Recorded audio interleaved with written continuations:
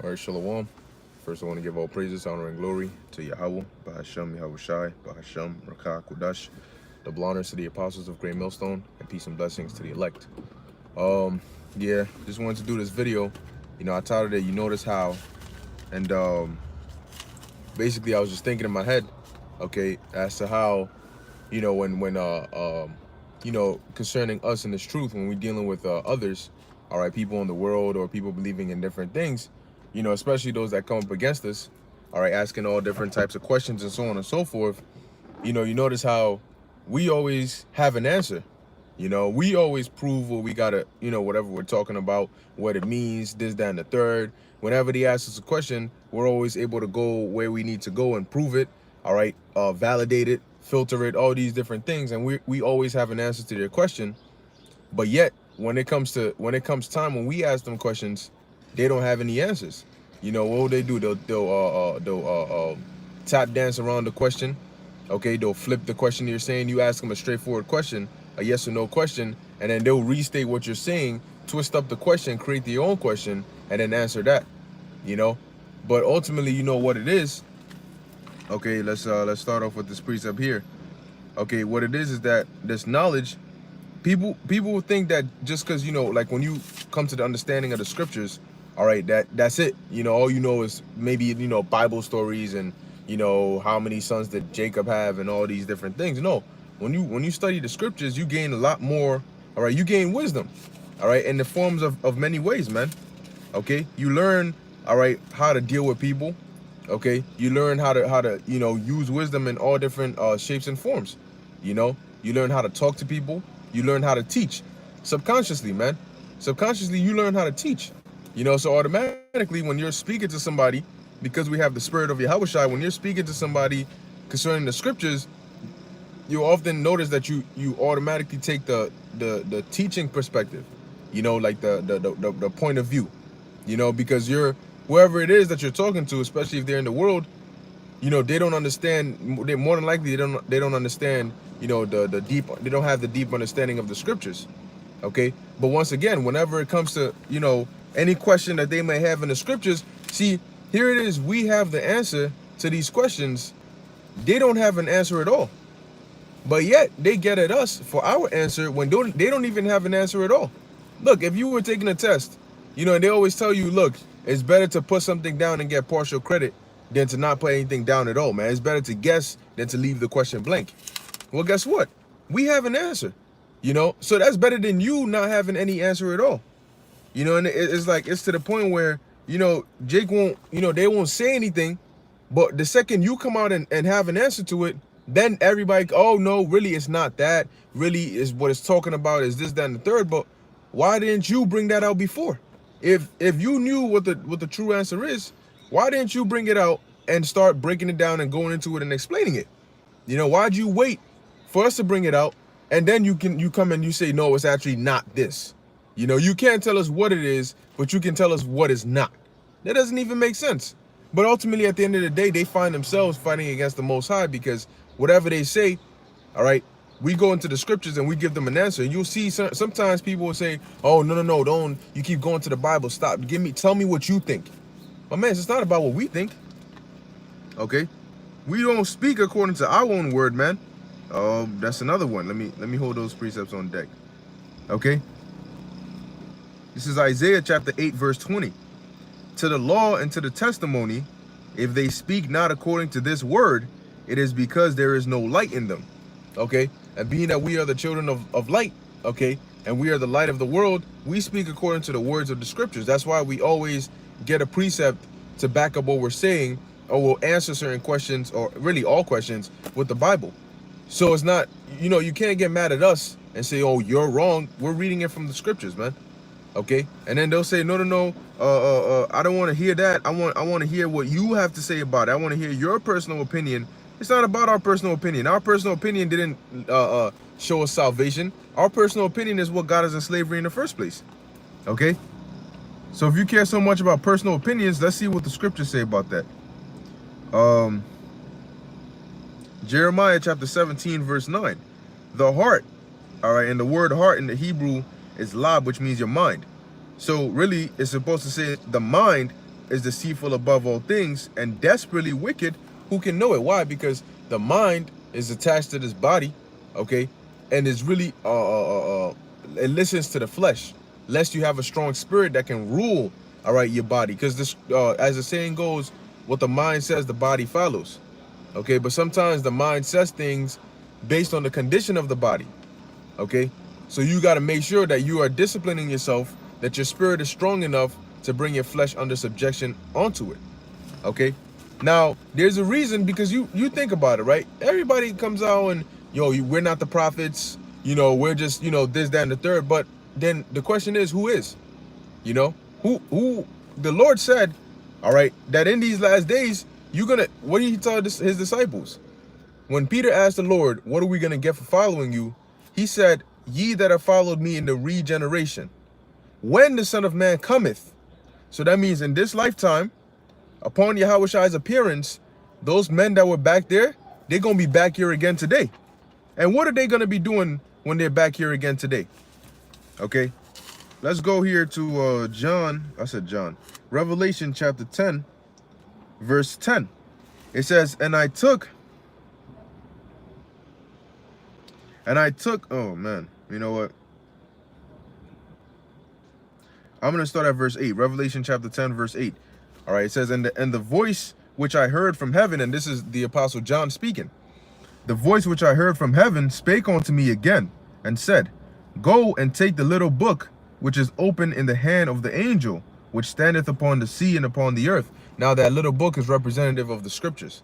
Okay, now it says, verse 9, and I went unto the angel and said unto him, give me the little book. And he said unto me, take it and eat it up, and it shall make thy belly bitter, but it shall be in thy mouth sweet as honey. Okay, and that's this truth, that's this knowledge. Yeah, King Solomon said, much wisdom is much grief, all right, or much sorrow, roughly paraphrasing. Okay, I believe that might be in Ecclesiastes, the 7th chapter.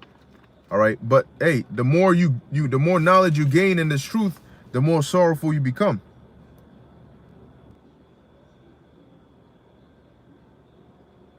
All right,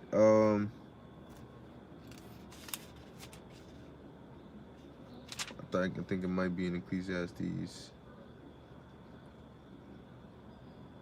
I thought it was the 7th chapter, but yeah, all right. Well, it escapes me at the moment. But anyway, going back to the point of the story, or the point of the lesson, the angel told John it's going to be sweet in your mouth. Now, when you eat food, right? When you eat food, the first place it has contact with is in your mouth. You know, that's where your taste buds and everything is at. You know, and the saliva and all that. Cool, you chew, you swallow, and then it comes down. And then it starts to get broken down. And then the body separates the things it needs from the rest. And the things that it doesn't need, it pushes out of your intestines, out, you know, and you excrete it, right? Now, what it's saying is, in thy mouth it shall be sweet. Meaning your first contact of this truth, because this truth is representative of that food. All right, so when you first hear this word, it's sweet, because you're hearing things you've never heard before. Of course, it goes into the point of repentance, but you're an Israelite, you're God's chosen people. This condition you're living in is not going to be forever. Okay, you're going to get delivered, you're going to get spiritual power, you're going to get new bodies, you're going to become immortal. You know, you're never going to have to die again. You're going to have whatever you want when you want it. You're going to, you know, that is sweet to hear. But over time, what comes along with that? The bitterness. Okay, because we're all laboring for the same penny, but we're laboring. And now the parable Yahushua gave about the workers who he called to come labor, you know, of course they're like, oh, at the end of the day we're gonna get that penny. But what happens in the middle of the day when the sun comes out and it's beaming and it's hot and you sweating and you laboring? Okay, that's a part of the bitterness. Because when the man, all right, representative of Yahushua came and told him, hey, look, come work for me and I'll pay you at the end of the day, that initial thought of, oh shoot, I'm about to get paid, that was that sweetness. And then while they were working, they started feeling that bitterness. Damn, it's hot as hell. Shit, this brick is heavy as damn. You know what I'm saying? Like, yo, you know, like, damn, it's only been 12 minutes. Oh, I got like 10 hours to go. You know, that's a part of the bitterness. Okay, but at the end of it all, what happens? You're gonna get that penny. So, like the angel told John, that's what we're going through. You know, of course, when you first come into this truth, you get into that, you know, you're excited. But then you start to realize, hold up, the end isn't the end isn't because I came into the truth. You know, you first come in, you think the end is the next day. You think the world's gonna end in the same year, the next day, a couple months. You know, but then you start to find out that, oh, it's longer than that. You know, we gotta wait. You know, we gotta be patient. We gotta suffer, knowing that we're in hell while being in hell. We're conscious of the fact that we're in hell, knowing we're in hell, knowing that we're supposed to be in heaven. It's all part of the bitterness. But let's get to the point. It says here, and he said unto me, verse 11, thou must prophesy again. See, this is the key part right here. How do you say that reincarnation is not in the Bible, but why are there precepts like this written? What does this possibly mean then? Because John was on the island of Patmos, right? He was exiled onto the island. Now, I believe it was during the reign of the Emperor Domitian, right? Now, he was, so that's around like 90 something BC. Cool. He's on this island. He's old as hell. Okay? He's old as hell because when Yahushua was on the scene, okay, let's say around like 30 something, 30 AD, right? John wasn't like a little kid. He was a man. So from that point all the way past 70 AD, however old John was, let's say if John was a young man, okay, from like 30 AD he was a young man, or 33 AD he was a young man. From that point on to 70 AD, that's over 30 years. And then from 70 to 90 AD, that's another, 20 years. So John was an old man by the time he was getting these visions. So what account is there that John, being an old man, gets off the island of Patmos and goes and prophesies again? Because that's what the angel told him in verse 11. And he said unto me, thou must prophesy again before many peoples and nations and tongues and kings. That didn't happen while John was on the island of Patmos. And there's no account of him leaving that island to go and do that. So when? Because was the angel lying? No. So when was John going to prophesy again before these people and these many people and places and kings and tongues? Is through the reincarnation. All right. So that must mean that John is here again. Okay. Or John, came back in the reincarnation to do the same works that he did back then. Same thing. That's why the Lord told Daniel, stand in thy lot. All right. Because in the last days, you're going to basically come back and prophesy again. So that means that what? Prophets have to be here in this time period. The prophets were there during all the different empires. Okay. Hey, Moses was a prophet. He was there during the Egyptian Empire. Okay. You had prophets, Jonah and all of them during the Assyrian Empire. Okay. The Babylonian Empire, Ezra, Ezekiel, Jeremiah. Okay. Isaiah even prophesied of it. Okay. The Medo-Persians, you had prophets all throughout. Okay. Even until the time of the New Testament. So during all these different empires, you had these prophets, but the time that's most prophesied about, the return of Yahushua, there's not going to be any prophets. That doesn't even make sense. Okay, that doesn't make sense. So that means that the prophets have to be here again today, right? Now, what do the prophets do? Okay, let's go. Let's get a precept on that. All right, this is Jeremiah chapter 28, verse 8. And the prophets that have been before me and before thee of old, both prophesied both against many countries and against great kingdoms, of war and of evil and of pestilence. So that means that the prophets will be here again. Okay, and shalom, to prophesying again. All right, against these countries. Okay, so now the question is, if we're not the prophets, who's doing that job? Okay, oh, the water brother, shalom. That's the brother Ayash, Chakam Ayash. Hey, subscribe to the channel and get edified. This is it says Daniel 12 and 13. But go thou thy way till the end be, for thou shalt rest and stand in thy lot at the end of the days. Hold up, what was Daniel's lot? Daniel prophesied.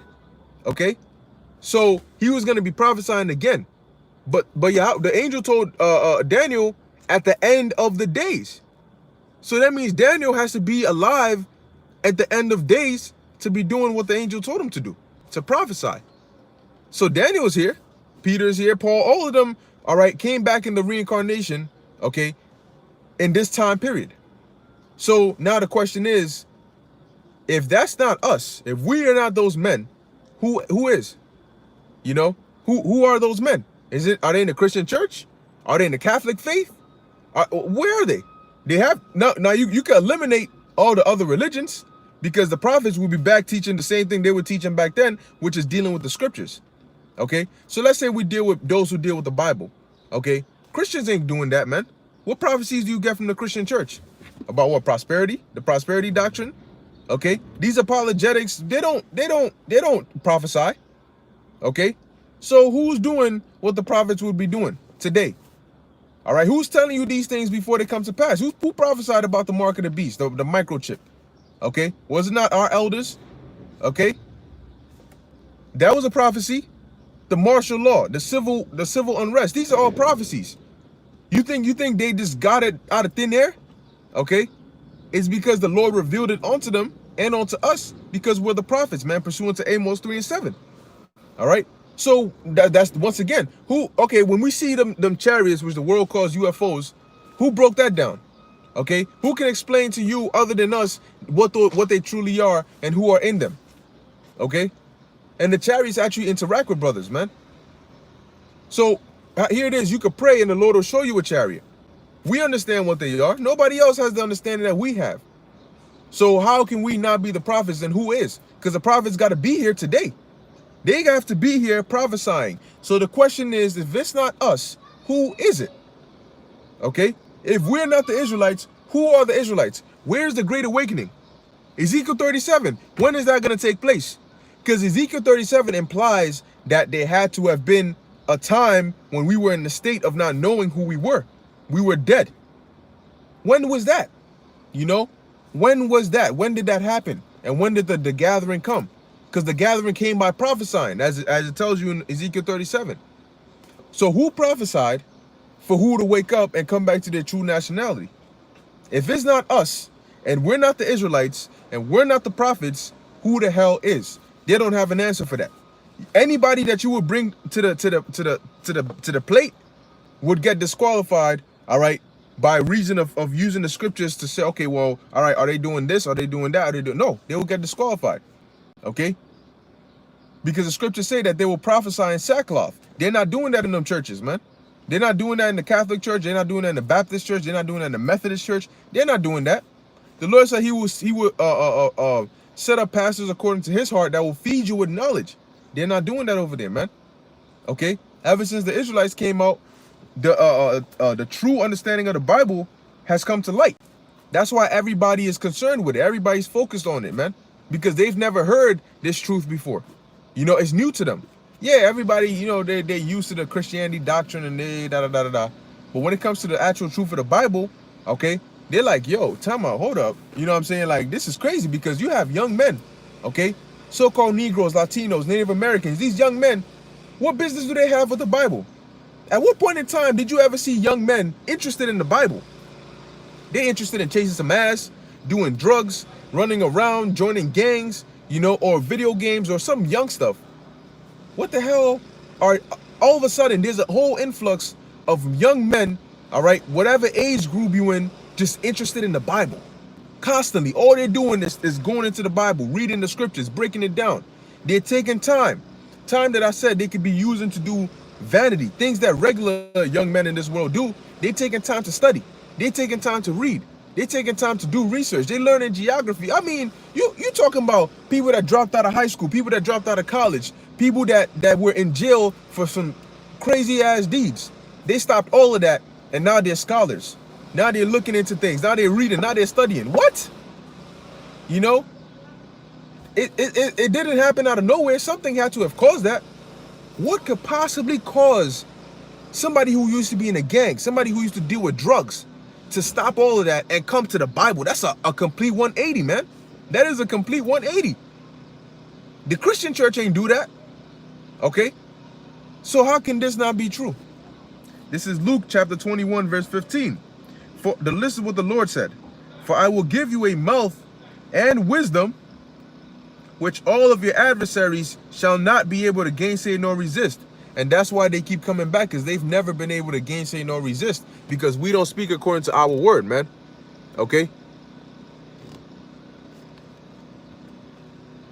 Slack here. All right, we don't speak according to our word, Matt. As a matter of fact, Let's go in here, man. What you got to understand that this is a spiritual awakening, man. All right, this is a spiritual awakening. This, look, man, the movement, all right, the change that takes place within people's minds and hearts is crazy, man. Like, you mean to tell me that somebody, all right, I'm gonna use this example because it's, it makes more sense for me to use it. Somebody who was in the streets, somebody who probably shot somebody, you know what I'm saying, dealt with, gangs and people shooting, da. Basically, a tough guy who's scared of nothing, okay, comes into this truth and is scared of Yahweh Ba'Shem Yahushai, man, has the faith and fears Yahweh Ba'Shem Yahushai. You probably have people who used to be atheists, people who were all the way off the deep end.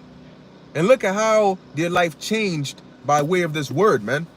There has to be a certain spirit behind the knowledge and the doctrine that is being taught, starting from our elders and apostles of Great Millstone on down. There's a spirit behind the doctrine that is causing men and women and children to change their lives from the wicked to righteous. And this happened recently. So that means it's not something that has been there for a long time. Okay? Because the knowledge of being an Israelite came out not too long ago in comparison to things like Christianity, Buddhism, Islam, Hinduism, all these other things. They were there.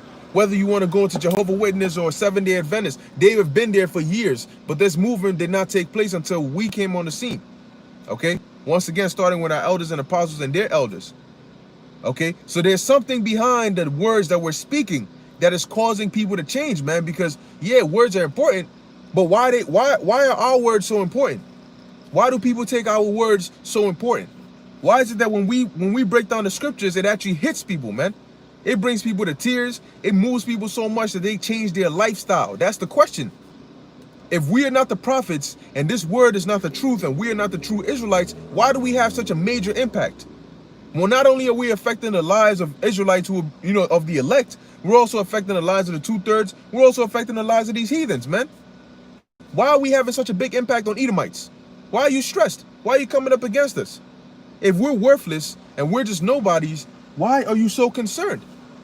There must be something we're doing that's getting to you. All right? So this is Matthew chapter 20, verse 10. This is why. Oh, Salaki, it's 10, verse 20.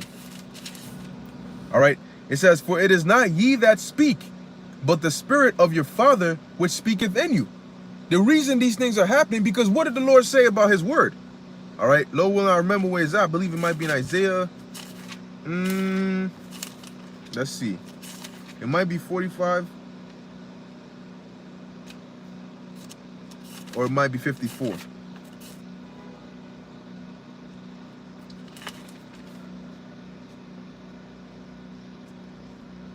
Or 55. Yep. Isaiah 55 and 11. "So shall my word be that goeth forth out of my mouth. It shall not return unto me void, but it shall accomplish that which I please, and it shall prosper in the thing whereto I sent it." So if when the Lord speaks, it comes to pass, and we go to Matthew 10 and 20, and it says, "It is not we that speak, but the Father which speaketh within us," that means that our words hold power. Why? Because they come from the Heavenly Father, Bahashem Yahushai, Bahashem Rakakodash, which means in the name of Yahushai, in the name of the Holy Spirit. And that's why our words are powerful. That's why our words hold weight. Okay? Yeah, you may look at us as regular men, but guess what? We are still the vessels the Lord chose to do this work. Okay? We may not know who's of the elect yet, but at least we know that we've been called to do this work. The Lord has given us the attributes. Okay? He gave us what's necessary. Technically, we have spiritual power on a lower level. Because to be able to go into certain precepts and break it down and tie it in with history and prophecy, look, man, the scriptures are not plain. There's certain scriptures, especially going into prophecy, that you got to have a spirit on you to understand, man. Ezekiel 38, Gog, Magog. How do you know who that is today? Revelation, the 19th chapter, the 18th chapter, the 17th chapter, the 16th chapter, the 15th, 13th, 14th, the whole book. How it's written in parables, Revelation, the 12th chapter. It jumps back in time. How do you know to discern that? Unless you be guided by the Holy Spirit. Okay? So that's the thing. Like, here it is, you could be reading the scripture, right? And from verse 4 to verse 5, it talks about 1,000-year period, and it talks about another 1,000-year period, but it's back to back, and it's really talking about two different time periods. How the hell would you be able to tell that if the Spirit didn't guide you, man? Okay? You would just read over it. You would get confused. Okay? But ultimately, it's the spirit of Yahweh Ba'Shem Yahushai. And notice how, okay, notice how when we all come into this truth, matter of fact, let's go to that in the book of John. Okay? Those that are sincerely in this truth, we speak one thing. As Paul said, let us all speak the same thing. Okay? We speak the same thing. We go through the same thing. It's like a, you know, it's an actual thing. You know, when you come into this truth, there's a given that you're going to go through. You're going to go through the initial trials, whether it's your family, your woman, your friends. But that's going to be that initial trial of coming against you. You're going to be excited. You're going to be overzealous. The same thing our elders went through and the brothers that have been laboring before us went through and we went through is the same thing. So they can tell you, look, this is what it's going to be like. We understand because we went through that.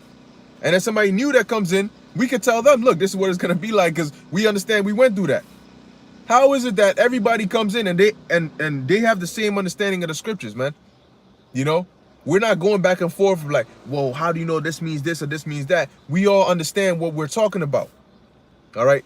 Kakamayash, John 6:63, it is the spirit that quickeneth, the flesh profiteth nothing. The words that I speak unto you, they are spirit and they are life. Beautiful, man. The words that I speak unto you, they are spirit and they are life. That's how Jake went from a dead state to being in a spiritual state, man. Think about it. You got somebody that's sagging his pants, smoking a cigarette, okay? Committing adultery, eating pork. His body's all defiled, man. Looking crazy. Demons on him, heavy. Legions of demons on him, man. This person goes down the street and he hears men prophesying. Why the hell would somebody who got their pants sagging, smoking a cigarette, committing adultery, have evil thoughts? They're probably on their way to go commit a crime. What could possibly have that person stop? Listen to what you're saying. Take interest in what you're saying. Drop the cigarette. Keep listening. Stop sagging their pants. Stop smoking. Stop committing adultery. Stop eating pork. Stop doing all of that. And next thing you know, you have somebody that went from pants sagging, cigarette smoking, adultery committing, pork eating, criminal activity performing person or nigga to somebody who is you know, somebody who is calm. Somebody who can think, somebody who would actually advise you against doing what they used to do. Their pants are up. They don't smoke cigarettes. They eat healthy. You know, they read the Bible. They actually read. They sit down and they study and they read. They listen. They're obedient. They're humble. They go from a spirit of who the hell are you to actually being obedient, to knowing how to take rebuke. Think about it, man. What else brings that order? Because in this world, they teach you like, you know, you can do whatever you want. Nobody could talk to you. Nobody could tell you what to do. So how do you go from that kind of spirit to now actually listening, being humble, to where you can have another man? Hey, they could be younger than you. You know, you can have somebody that's younger than you, age-wise, physically, but in the truth, they might have been in the truth longer than you, and you come in and you listen to them. Who in the world, what other thing in the world can bring about such humility? Think about it, man. Who in the world, why would anybody listen? They'll be like, man, who the hell are you? You younger than me anyway. Who the hell are you to tell me what to do? But when you come into this truth, because of the spirit and because of order, if you go off and you get rebuked, you listen. You actually humble down and you like, yeah, you know what? You're right. You know, that's right. And you listen. Isn't that crazy, man? You know, that's the spirit behind it, man. Because it's all order. Okay, you know how to deal with women. You know how to deal with people. The scriptures say what? A soft answer turneth away wrath. You know how to move wise as a serpent and harmless as a dove. Okay, you know how to. Hey, in the world, you might have, you know, you get stopped by a cop. You might be, you know, into that rah spirit, and you might get arrested. You might get hurt. You know, when you come into the truth, you change all that. You know how to speak to officers. You know how to, you know, speak to certain people and pacify their wrath. How to use wisdom instead of, you know, just being all out there, man. Now, this is John chapter 17. Okay, let me find it here. Okay,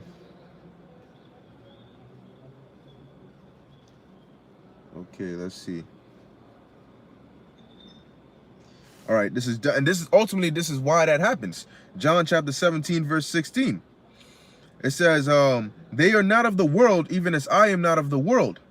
Sanctify them through thy truth. Thy word is truth. So what is causing people to be sanctified? What is causing people to leave their wicked ways and change their ways and become holy, become separate from this world? What is causing that to happen? Christianity does not separate you from the world. It joins you to the world because it teaches you to look for prosperity in this world. In order to do that, you have to be joined onto this world. Islam doesn't separate you from the world. It still keeps you in the world because you got a lot of wicked niggas that still do that shit. Okay? It's this truth that renews your mind. You look at things differently. You understand things. So you don't just act just to act. You don't act on impulse. You understand. Okay?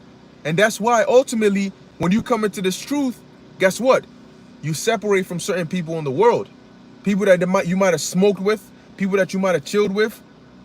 You start separating from them because you don't want to do what you used to do with them anymore. And they don't want to do what you do now. They don't want to sit down and read scriptures. They'll look at you like you're weird. But hold up.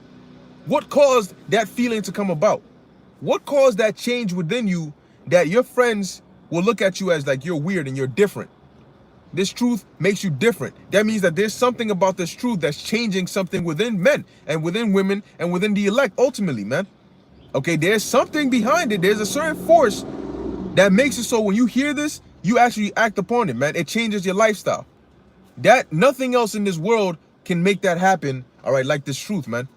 Okay, which goes to show you that what this, you know, we got to be those men. Okay. All right, this is brother's got some precepts on here. Yep, Gabriel, a warrior of power. Ephesians 5:9. It says, for the fruit of the Spirit is in all goodness and righteousness and truth. All right. And guess what, man? I was watching a video and Apostle Tahar mentioned this. He said, basically, law enforcement, when they like stop them or, you know, deal with us, we really some upstanding citizens. They'd rather deal with us than deal with a regular nigga in the world because we know how to move, man. If you pull me over and you ask for license and registration, that's what I'm gonna do. I'm gonna give you my license and registration. If you ask me for ID, that's what I'm gonna do. I'm gonna give you my ID. Where's all the bickering about? You know, we just gonna make this nice, quick, and easy. You check my license, registration, you check my ID, you tell me why you stopped me, and then I'm gonna be cordial. Oh, you know, your tail light is out. Oh, I didn't know that, officer. You know, I'll get it fixed. That's it. You know, that's it. Because he might be asking for license and registration and your ID just so when he's done with that, he can just tell you that your tail light is out, you know, and depending on how you answer, he might just let you go. But you won't even know that because the second he stopped you, man, what you want, man? No, I don't got shit for you, man. I ain't give you no ID, man. Forgot in my face, man. You bugging out. If his mindset was, yeah, let me just check it real quick and I'll let him know, you know, his thing is out and I'll let him be on his way. That just, you just lost any chances of that. The second he pulls up and you, fuck you on, nigga. Forget any nice, no. Now he's looking for a reason to arrest you. Now he's looking for a reason to provoke you so he can be justified in either killing your ass or arresting you and taking you to wherever he's going to take you to. Because of the way, the energy you just gave back to him. But when you come into this truth, you learn how to use wisdom. You understand, okay, the scriptures say agree with an adversary quickly. He has more power than me. Technically, he's the wolf and I'm the sheep. So I'm going to comply so that I don't look like bait. So I'm not, you know, enticing him to want to, you know, harm me. Because he got the gun. I don't. You know, so what do I have? This. Okay. But that comes by way of what? This. Okay. So you got to use it and put it together. You come into the truth, you learn, you gain knowledge, and then you understand, you gain understanding, you put those two together, and you start using wisdom. Okay? So they're like, yo, if they see you, yo, how you doing, man? They're cool with you because they're like, yo, he didn't even give me a hard time. Like, if I wanted to give him a ticket, why would I? You know, like, shit, he dealt so nice, man. You know what? Whatever, man. Let him go. You know, based on how you deal. But that's by way of this truth, man. Okay? So, let me see. I want to see if I can find this precept, and I'll hit some of the precepts on the comment board. All right. Basically, how should I say? Yep, there it is. John chapter 17, verse 20. It says, neither pray I for these alone, but for them also which shall believe on me through their word. Verse 21, and that they all may be one. That's why we're all on one accord. All right. That's why if somebody came out and said a whole lot of BS about the scriptures, we all who are in the right spirit would have one same reaction. When dudes came out talking about John the Baptist is not the truth, we were on some like, what?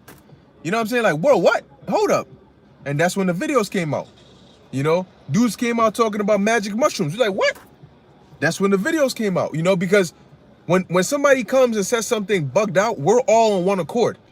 You know, the same instinctive thought you'll get about, bro, what the hell are you talking about? The mark of the beast is Christianity. We're all gonna have the same reaction of like, bro, what are you talking about? That doesn't make sense, you know, because we're on one accord. It doesn't matter if a brother's in Texas or a brother's in California or the brother's in Buffalo or he's in New York or he's in Nevada or South Carolina or Mississippi or Europe or London or Ghana or Africa. It don't matter where they are. We all gonna have that same reaction. Somebody who's sincerely in this truth, man, that could be in London. You play a video to them that somebody's talking about the mark of the beast is Christianity, they're gonna have the same reaction as like, what the hell is this guy talking about? Play that same video to somebody in Texas, New York, in Philippines, and wherever, we're gonna have the same reaction because what? We're on one accord. Okay? We're on that one accord. So if it's wrong, it's wrong. It's wrong here, it's wrong there, it's wrong there, it's wrong there, it's wrong. Okay? Says that they may be one as thou, Father, art in me. So the same way, you're not about to tell Yahushua something, and then he's like, yeah, but then the Most High is like, no. Or the Most High is like, yeah, and then Yahushua is like, no. That's not how it works, okay? They're on one accord. So he's praying that we may be on the same one accord as him and his Father on one accord. All right? It says, that they may be one as thou, Father, art in me, and I in thee, that they also may be one in us, that the world may believe that thou hast sent me.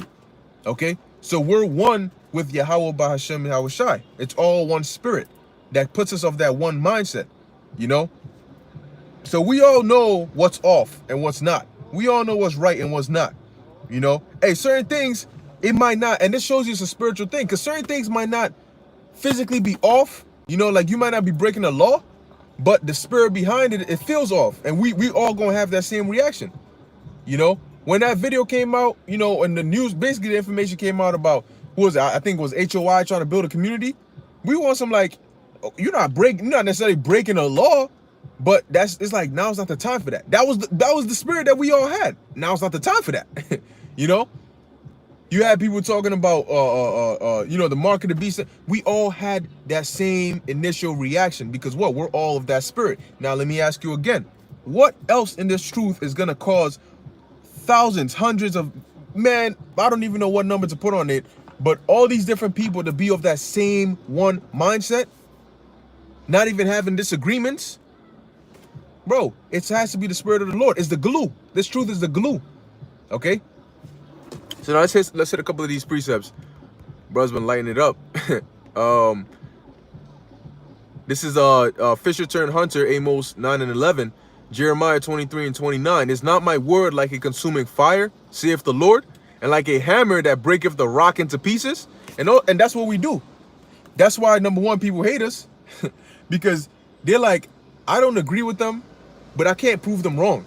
Every time I go up against them, they always have something to hit me with.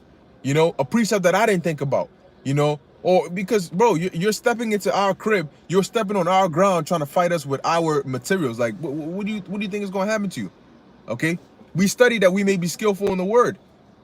So when we say something, we know what we're talking about because we learned it before we went and said it. We didn't just say it just to say it. Okay. Let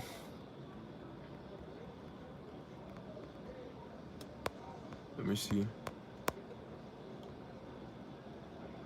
Okay, warrior, Gabriel, a warrior of power, Galatians 5 and 22. But the fruit of the Spirit is love, joy, peace, long-suffering, gentleness, goodness, and faith. Now, if you notice, right, we express that, okay, amongst each other. Now, you go into a Christian church, they'll tell you, no, you got to do that to everybody.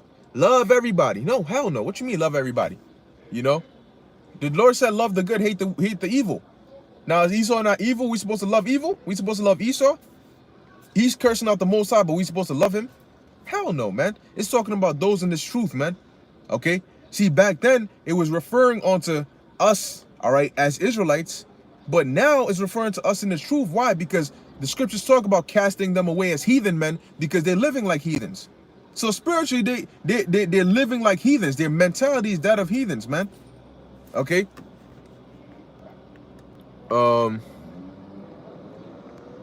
See what's next. Galatians, verse 24. And they that are Hamashiachs have crucified the flesh with the affections, and lusts.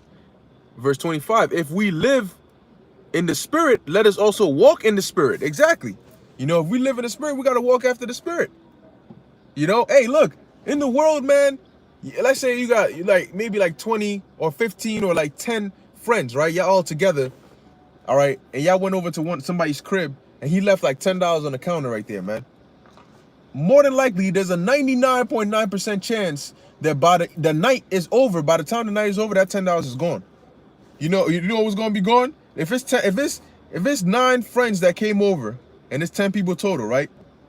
That $10 is going to be gone along with the 9 friends. And now you stuck with figuring out which one of them did this. Are they really my friend? Because there's a demon that's going to jump on one of the 9 that's going to say, yo, you see that right there? Everybody's distracted. Nobody's paying attention. Yo, slip that in your pocket, bro. It's 10 cash. You can use it for such and such. And they let the desire overpower them and they end up doing it. Okay? Now, you got to think about it. In this truth, a brother could leave his money right there. Ain't nobody going to touch it. We ain't gonna, what the hell I need my brother's $10 for? If I needed money that bad, I could just ask, you know, because we have a spiritual mindset. We actually have that love towards each other to where we wouldn't do that, man. And we have the fear of the Lord. So that would stop and rebuke any demons that would try to jump into your mind and tell you to touch that brother's money. So a brother could feel safe and secure. He can have his whole wallet over there and know in his mind that he could even leave that crib and come back and it's going to be right there. Nobody's going to touch it because we're not niggas. All right. We're men, we're prophets, we're holy men, we're Israelites. So we have to live that way according to the scriptures, man. So now my question is, what changed? What caused that change in people's minds to where you go from stealing to not stealing? You know, you go from being just friends, but really when it gets down to it, you're not willing to lay your life down for your friend, to now being brothers to where you're willing to lay your life down for a brother. What changed? What caused that change to come about? They like to say that we're a hate group and all that, but we really have love. You know, if you look at the way we treat each other, we really have love. We have hate for evil. But when it comes to righteousness, of course, man, if you're willing to be righteous, we're more than happy to teach you. We're more than happy to accept you. All right, you an Israelite, that is. Okay. Hey, and even dealing with heathens, you know, dealing with the scripture. Paul said, if at all possible, be at peace with all men. So we don't go about looking for fights, man. You have heathens that actually like us because we're just cordial, you know. It's crazy, man. But it's all by way of the truth. All right. Let's see what other precept is on here.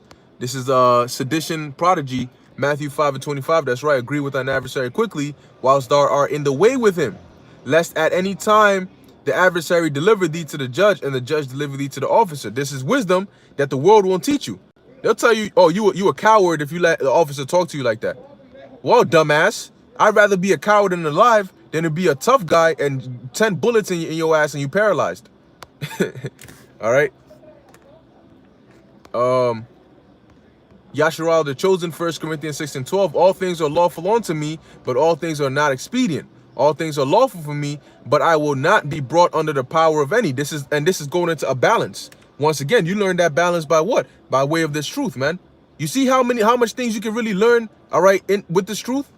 Okay, Isaiah 55, Hebrews 4:12. For the word of the Lord is quick and powerful, and sharper than any two-edged sword, piercing even to the dividing asunder of soul and spirit, and of the joints and the marrow, and is a discerner of thoughts and intents of the hearts. All right, and that's a beautiful precept because we use that to go into, you know, cutting people and people who are wicked, but that can also discern, okay, somebody that is sincere, but they're just lost. But by hearing this word, it hits them to the core to where it strengthens their conscience to tell them, yo, you know what? For the longest, I knew what I was doing was wrong, but I still was doing it anyway. But after hearing this, it's just, I can't anymore. I'm conflicted. And they stop what they're doing because that's how powerful the word of the Lord is, man. So now if the word of the Lord is not with us, why are we having this effect on people? Okay. And that's the question they can't answer, man. Why are we having this effect on people if the word of the Lord is not with us? Okay, if the spirit of Yahweh B'Shem Yahushua is not with us, why are we having this effect on people, man? Okay, it's because we are the prophets of the Lord, man. It's hard to believe because Esau has made it seem as though there's no such thing as prophets, and that's all ancient myth and back in the day and all that extra stuff, man. They try to blow it out of proportion as if you're a prophet, you got to be levitating in a cave somewhere for 23 hours out of 24. What the hell, bro? We regular men, okay? We just do the job the Lord told us to do. All right, but Esau blows it out of proportion. So when you say that you're a prophet, they look at they expect some other extra joint. So if you're not coming with that other extra joint, they're like, nah, hell no, you can't be a prophet, because they missed the whole point and definition of being a prophet. Okay? Same thing with Yahushua. They were expecting Yahushua to be on some, come in with chariots and angels lifting him up and all that. That's why it was hard for them to, damn, you the Messiah? When I heard Messiah, I'm thinking of some angelic, force coming to wreck shit up. But it's you? Came in on an ass? What the hell? So they don't see, that's why they didn't see Yahushua as the Messiah. That's why they don't see us as prophets, because their mindset of prophets or a Messiah is on a whole nother extra level. They, it gotta be out there. No, the Most High didn't want to do that this time. That's gonna come later on, but in order for it to be of faith, it can't be of sight. It can't be of vain things that you see, man. Because then it's easy for people to just believe that way. No, the Lord wants to test your faith, man. All right, and that's why He set it up that way ultimately. Okay, now in closing, I'm gonna get this right here. 1 Corinthians chapter 4, verse 9. It says, "For I think that the Most High has set forth us, the apostles, last, as they were appointed to death." Okay, now once again, if we are not the apostles, as in, sent away, okay, or we are not the prophets or teachers, why are you so concerned with us? Why you want to ask us questions? Why do you want to deal with us when it comes to the scriptures? It says, "For I think that the Most High has set forth us, the apostles, last, as they were appointed to death. For we are made a spectacle unto the world, and to angels, and to men." So who is the spectacle of the world today? Us. Okay, we are the spectacle of the world today. No matter how they try to suppress it and hide it, we are the spectacle of the world. And that's why people are going to keep asking questions. And as the more and more things happen in the earth, the more and more questions people are going to ask, man. But hold up. If you don't believe we the prophets, why are you asking us questions? Why are you wasting your time with us? All right, this is Mayan Lab 144, 1 Peter 1 and 8. "Whom having not seen ye love, in whom though now ye see him not, ye believe, ye rejoice with joy unspeakable and full of glory." Once again, that feeling, personally speaking for myself, I never had that feeling of joy unspeakable being in the world. You get temporal joy of the flesh, but there's a different feeling. All right, I don't know if brothers notice that, but there's a different feeling between joy in the spirit and joy in the flesh. That if you were to wake up tomorrow morning and you were to see on the news the microchip is being made mandatory. Now I'm just being hypothetical with it, right? RFID microchip is now being made mandatory in the whole of the United States, the whole of Europe, the whole of different parts of the world as a means of combating coronavirus. If you don't have this, we're gonna put in some harsh measures. If you woke up to that news on the news, brothers doing videos and all of that, the joy that you would feel, the joy that you would be in, like, like all excited and stuff, okay? That is that spiritual joy. Your spirit is rejoicing because you're seeing that and you're realizing how much closer we are to the kingdom. So that's that spiritual joy. That's different from something like you're hungry and you got like a nice cheeseburger you've been craving and you eating and you're like, this thing tastes so good. You're releasing that dopamine. Or you got a chick and you're dealing with a chick and you doing what you're doing, you getting that joy from that. There is a difference between the two. Okay? The joy unspeakable is what you would get when you see that prophecy, man. When you see that mark of the beast, when you see those certain prophecies, that is the joy you rejoice in, the excitement in your voice, that comes from that spiritual joy. But, on the other hand, when you're dealing in the flesh, that's another form of joy, man. But in this truth, you get that joy unspeakable, man. And like I said, personally, I never felt that in the world, okay? The joy you gain being with brothers, You know, just having holy conversation, just meditating, talking about, you know, the kingdom and all that stuff. Hey, the joy you get listening to certain videos. All right. Okay, so I'll read a couple more. Mayan Lab 144, Hebrews 1 and 11, or 11 and 1. Now faith is the substance of things hoped for, the evidence of things not seen. For by it the elders obtain a good report. Through faith we understand that the worlds were framed by the word of the Holy One, or the word of the Most High, so that things which are seen are not made of things which do appear. And now I remember in that scene when Vocab Malone went and his agent went and found the apostles, and he was asking them, well, how do you know this? How do you know that? And Apostle Hart kept saying, well, we believe it by faith, you know? And he was trying to make it seem like it's discreditable, you know, like, see, he said by faith. Oh, see, now you can throw it out. But hold up, since when was believing something by faith a bad thing? You know, did it not just say the elders obtained a good report? You think Peter would have followed Yahushua if he didn't have faith he was the Messiah? You think Peter would have stepped on that water to take those steps if he didn't have faith that Yahushua was the one telling him to do so? You think that Paul would have traveled all throughout Europe if he didn't have faith? So why the hell would you downplay and discredit somebody for having faith? Make fun of somebody for being a faith-based Israelite? Was it not by faith that those works were performed? Was it not by faith that the miracles were performed? Okay? So yes, we believe it through faith, man. And the same way it happened through faith in the past, it's happening now through faith. Okay? All right. Let me see. All right, this will be the last one. Nathaniel was up, 1 Corinthians 1 and 27. But the Most High have chosen the foolish things of the world to confound the wise. And the Most High have chosen the weak things of the world to confound the things which are mighty. 1 Corinthians 1 and 28. And base things of the world and things which are despised hath the Most High chosen, yea, the things which are not, to bring to naught the things which are, that no flesh should glory in his presence. And that's a beautiful precept. You know why? Because in the world, we were considered base. Who were we? Who are we? We were known by our friends and our colleagues and our co-workers, but nobody really knew us.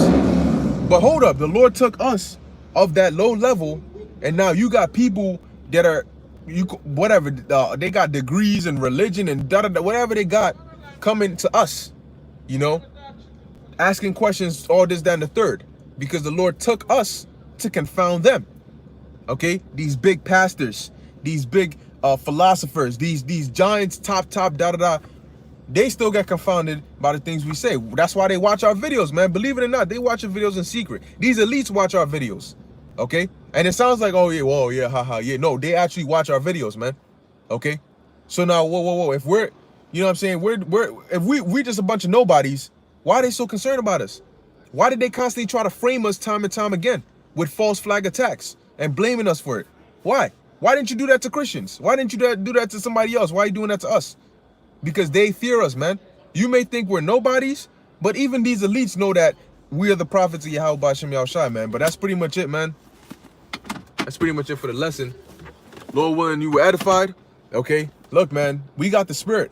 We got the spirit, and man, and brothers have countless testimonies, okay, that, you know, that make us know that we have the spirit of Yahweh B'Shem Yahushua, man. When your prayers get answers and, you know, the things that happen to make your life go a certain way, if we didn't have the spirit of the Lord, that would not happen, man. Okay? So we believe it. Look, Romans 3 and 3. You don't got to believe it, man. You don't have to believe that we the prophets or we the men of the Lord or we the Israelites, for that matter of fact, but we believe it. And in time, we're going to find out. Okay? So with that, I want to give all praises, honor, and glory to Yahweh, B'Hashem, Yahushai, B'Hashem, Rachak Wadash. Until next time, Shalom.